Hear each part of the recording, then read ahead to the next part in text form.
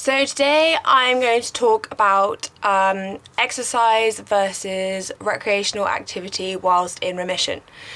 A lot of people seem to think that when I say that you should not be doing exercise in recovery and you should not be doing exercise in remission, that it means that you have to spend the rest of your life attached to your bed or your couch, and that is not what I mean. When I mean no exercise in recovery, I do mean no exercise in recovery, and I do mean being attached to your bed and your couch, especially in the initial stages. But obviously, as you get further on in recovery, you should still not be ever doing exercise. You actually should never do exercise again. And in remission, you should not be doing exercise again. But people misinterpret that and think that I'm saying that you can't do anything at all. That's not what I mean. Basically, I've got this thing where I say no exercise, but recreational activity is good. I call the activities that I do in my life recreational activity, because I don't like to call it exercise, because exercise for me is bad, whereas recreational activity for me is good. It's fun. For me, the recreational activity that I do is not exercise. It is just me going out and having fun. For me, that includes going on countryside walks with my friends or my family, or taking my camera, or just to get out of the house and enjoy nature. It means playing badminton with my friends in the summer, or inside in the leisure centre, because it's enjoyable. It's fun with friends to have, a competitive game. Well, not really a competitive game, to be honest. We just bat around the thing, whatever it's called, the cock. Or it means going swimming. I go swimming once a week. I am very, very, very careful about this, and you will always have to be careful about any recreational activity that you do in remission. Because as soon as it turns into something that you're not doing for fun, but are doing for exercise, aka burn calories, change your body shape, change your body type, then it's not good to do it. It's good to do it if you genuinely and purely 100% only enjoy it, and that is the only reason you're doing it. Swimming, I've loved swimming my entire life. My dad calls me a fish in the water, which is what I am like. I'm a good swimmer, and I go once a week with my friends, and I set myself a half-hour time slot, and I am not allowed to go past that time slot at all. There is no excuses to go past that time slot, because I know that half an hour is a time that I enjoy going swimming, and that over half an hour is generally when I'm getting bored and tired of doing lengths, and it's becoming an eating disorder driven thing. Half an hour is a really good amount of time that I really enjoy doing. So I'll go with friends who are aware of this. They come with me half an hour. If for any reason I go alone, I generally will go on Facebook, see which of my friends are online, and just say look, I need you to hold me accountable. I am going swimming now. I am getting in the pool. I have to be out in half an hour, and they will make sure, and then I come back and tell them when I'm out of the pool, so that they know that I have been doing it, and I wouldn't want to, I wouldn't want to let anyone down, and especially myself, let myself down by, saying, oh, actually, I went for longer, and because that's not good. I don't want to do that anyway. What I want to do is enjoy my recreational activity. So swimming is something I'm very, very careful with, because I have misused it and abused it in the past. And yeah, anything you have abused, it's best not to go back to it. But because swimming was something I've enjoyed all my life, I have gone back to it. However, stuff like aerobics, I only did aerobics during my eating disorder, and I will not do aerobics. That is one of my rules. Aerobics is a no. I don't enjoy it. The only reason I do it is to burn calories, so I'm not allowed to do it. Basically there is a difference. I see the activity that I do, that is physical activity, I see it as fun. It's recreational activity. It is not exercise to burn calories, lose weight, change my body type or my body shape. It is genuinely another hobby that I like to do. And that is the difference that you need to see, if you are ever doing any kind of physical activity and you're doing it because you want to, as I said, lose weight, burn calories, change your body type, change your body shape, for any of those reasons, that is not healthy and you should not be doing it. The only reason you should be doing any activity is that you don't see it as exercise. It's just another thing like going shopping or having coffee with your friends or watching a movie or reading or swimming. It is, for me, it's just another hobby and interest that I have. It's not something that I do to alter my weight or shape, and it should be the same for you. And you have to be very, very careful, especially people who have exercise during the eating disorder, and that is quite a lot of people. And you have to be in a very stable and strong place to be able to bring back activity into your life.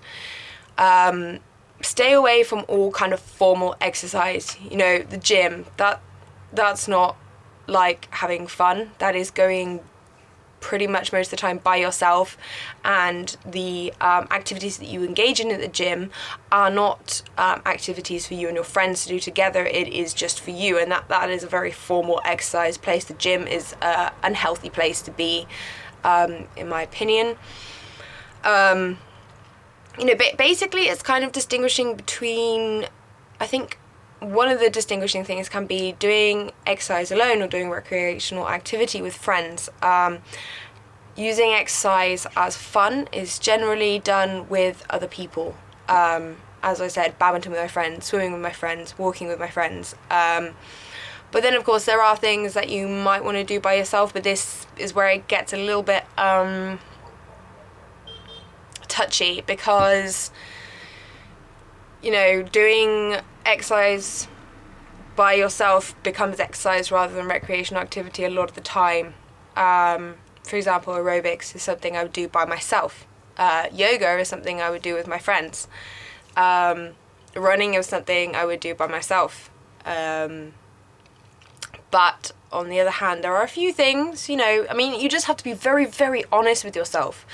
For example, walking in the countryside. I do that quite a lot because I like being out in amongst nature and living in a wonderful place that I do in the countryside. It's really lovely to be outside, and I will walk by myself, and that's just because I want to be outside. But most of the time, most physical activities that I do are with friends, and it's because I'm enjoying it with my friends and having fun rather than it being exercise. As I said, I distinguish it by exercise and recreational activity are different things in my mind. I know that exercise is bad for me, recreational activity is good for me because I don't see it as exercise. I am repeating myself a lot, I do know this, but it really is something that you have to grasp as two separate things, and they can't they can't be the same thing, because otherwise it will be disordered, if you get what I mean. So no, I don't mean that you can never ever do any physical activity again. What I do mean is you should never formally exercise ever again when you're in remission. Obviously in recovery, please try to do as minimal activity as possible. Even if it is recreational activity that you want to do, please do not do it, because it will hinder your healing process and repairing of the body. And it is dangerous to do physical activity. It's dangerous for both your body and your mind when you're in recovery, because you're not in a strong enough place to be able to distinguish between the two and be totally honest with yourself, and not let that eating disorder seep into it, because you need to be, right at the end of recovery or in remission to be able to, be completely 100% able to distinguish between yourself and your eating disorder, what you want and what your eating disorder wants.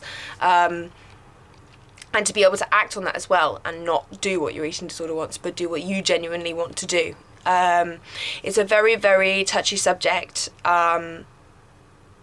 exercise is, especially for people, which is probably most of you that have abused exercise during your eating disorder. People with exercise addiction, or compulsive exercise. That's what I struggled with. So actually reintroducing exercise into my life has been very, very difficult. I have relapsed with it twice in recovery, and it's only been now, probably from about 2 months ago, when I've been able to successfully do recreational activity without it forming into something else and becoming a compulsive thing again, and it becoming exercise. So don't make the mistakes that I have of thinking that you're fine to reintroduce it into your life before you're ready, because I was not ready, and I have slipped back into compulsive exercise twice after quitting, and it's really, really, really hard to quit again. So please be very, very, very truthful with yourself, so you make sure that you really are ready to engage in any physical activity at all. And I really do stress, please do make sure you are ready, because slipping back into it and trying to get out of it again is really, really hard, and it's not something that I'd want you to go through, and it wasn't fun to go through again, because it ends up taking over your life again, and that is not what you want in recovery, because that is not pushing you forward, that is bringing you back. So yeah, I am 2 years, just over 2 years into recovery now, and it's only been 2-3 months ago when I was actually able to put rules in place that I've stuck to. I've realised that the mistake I made in the past was I would kind of make my eating disorder would make excuses to do more physical activity until I was suddenly doing it every day and doing it for a long time again. When I decided this time around to add physical activity back into my life again that I enjoyed, I made very sure to make very clear-cut, defined rules to myself, and have said that there is absolutely no excuse for me to go over any of the rules I've made at all, because as soon as I do that, as soon as I break a rule, I'll break it again, and then my eating disorder will slip through the cracks and will grab hold of me. So the rules that I've set myself have to stay in place, and as soon as I start breaking them, I know that it's not me, and I know that my eating disorder will be coming back again. So I do know, there is no way that I can break them, and I have not broken them, and that is fine, because now I am in a stronger place to be able to enjoy recreational activity without it becoming exercise. So yeah, you can do activity and have activity in your life when you're in remission or very near remission. It's kind of, it's your choice when to bring it back into your life, but as I said, you must be very honest with yourself. You must know that you are strong and stable in your recovery or your remission, and please do not let your eating disorder convince you of that. You need to be in the place where you are absolutely 110% sure that you can distinguish between the two. And now I'm just repeating myself again, but it is very, very important that you are aware of this, because your eating disorder will latch onto what I'm saying and saying that you can do it when you're in remission or near remission. But yeah, in recovery, when you are in the initial stages or in the middle, please do stay away from physical activity as much as possible. Some people have unavoidable activity, which I've talked about before, which is people who can't drive and have to walk places, or are on university campuses or college campuses and walk around quite a lot. But when you're in the initial stages or in the middle of recovery, please do as little activity as possible and avoid it as much as you can. That's what I was trying to say. So yeah, that is my video for today. I just spent £45 on makeup in town. I literally have worn the same 4 things for ever. Got eyebrow pencil, eyeliner, mascara and foundation, and that is literally all I use. But my friend Meredith is going to help me use makeup products, so I just spent £45 on a load of products. So I guess I'm not going to be going out this week at all. But yeah, so she's going to teach me some makeup skills. And then I'll probably use them once or twice, and then they will linger in my drawers and forever. £45 of makeup. But no, maybe I'll be really awesome at doing makeup and I'll love it, and then I will keep using them.